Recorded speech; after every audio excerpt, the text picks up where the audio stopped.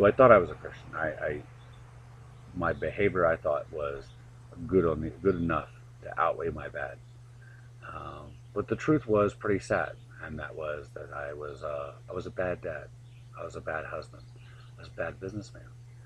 Um, but my wife read this verse, and she obeyed this for nearly 2 years without much response from me.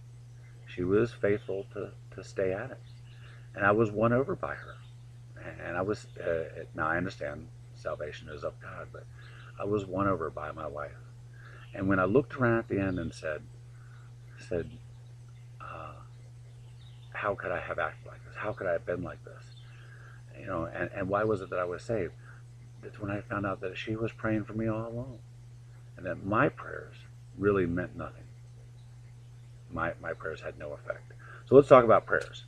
In verse 7 and 8 here, it says that husbands likewise dwell with them, that is your wives, with understanding, giving honor to the wife as the weaker vessel, and as being heirs together of the grace of life, that your prayers may not be hindered, because our prayers are hindered if we're not dwelling with our wives with understanding and giving them honor.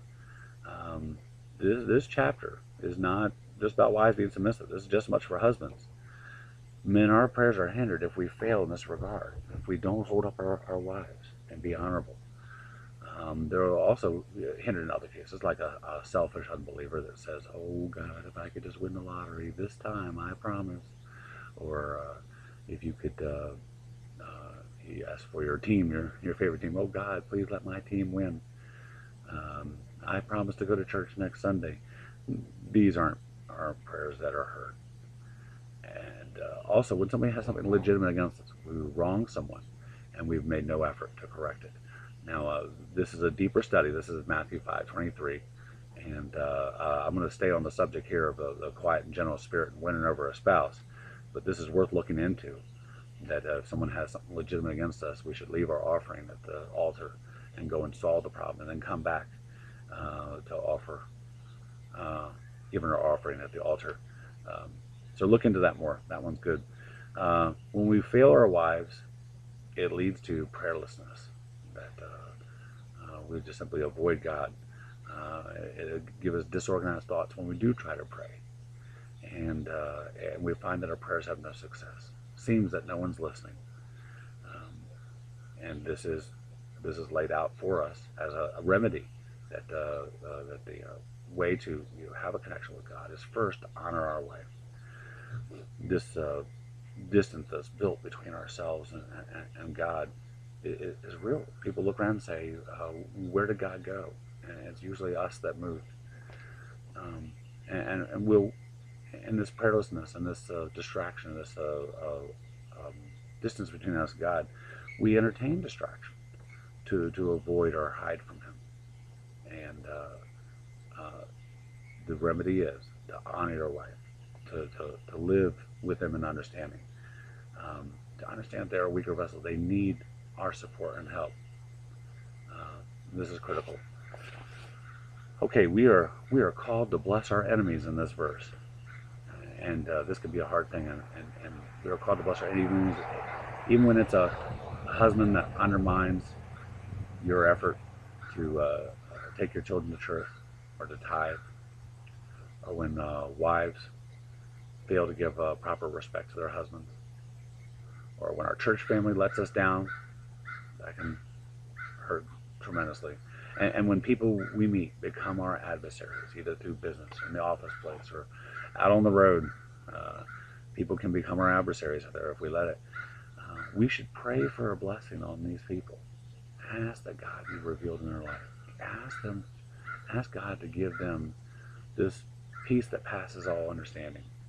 Um, we should do kind things for these people, anonymously as best, and speak well of them when they come in conversation, not to undermine them by stabbing them in the back or saying things about them. We should speak well of them.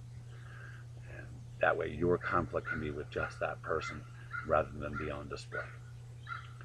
This is compassion. And compassion is a divine quality as well as a human capacity, something you can share with God. The original Hebrew here means pity or mercy. So we can have pity. We can look past someone else's failures and help them, just as God has showed mercy to us while we were in our sin. And blessing our enemies is this kind of uniquely Christian characteristic. I don't know that I've heard this taught amongst other religions there. This is very odd, the irony of many things of Christian faith, that we bless our enemies, we do good for those that hurt us. Because Christ had pity for us in the midst of our sin, when we were blasphemous, when we were disrespectful, when we were ignorant of Him, that is, ignoring Him.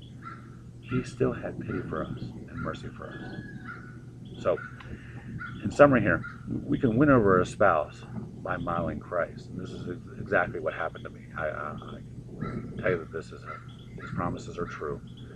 And not just me. There's thousands of people out there that will tell you this is what happened to them. We can invite change. God will send a helper. We can cooperate in our sanctification. There's our improvement here on earth. God sends a helper for this. And we can trust in God's promises. And our faith is increased because God can send us a helper for these things. We can't do it on our own. We have to ask for help. We should be careful not to obstruct our relationship with God.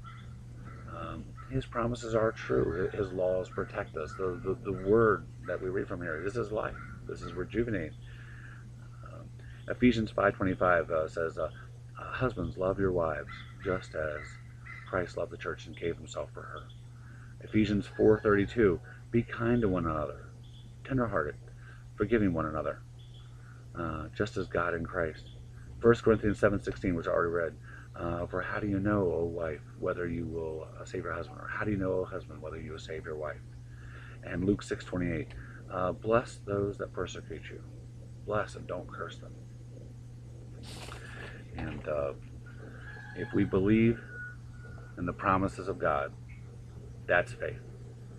If we can rest in those promises of God, and rest in our faith, then we have peace. And this is what Peter is talking about. And then the last part of that again is, finally, all of you, be of one mind, having compassion for one another. Love as brothers. Be tenderhearted. Be courteous, not returning evil for evil or reviling for reviling, but on the contrary, blessing, knowing that you were called to this, that you may inherit a blessing. Thank you.